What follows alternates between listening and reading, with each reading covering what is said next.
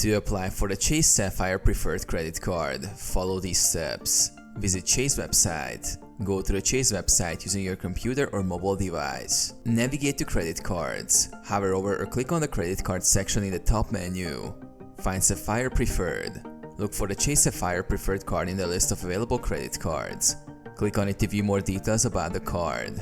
Review card details. Read through the card benefits, rewards, fees, and terms to ensure it meets your needs. This card offers travel rewards, bonus points on dining, and other perks. Start the application. Click on the Apply Now button to begin the application process. Fill out the application form.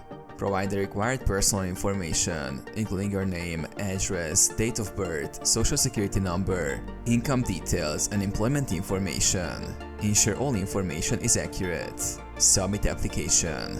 Review your application for any errors, then submit it. Chase may provide an instant decision, or you might receive a response via email or mail after further review.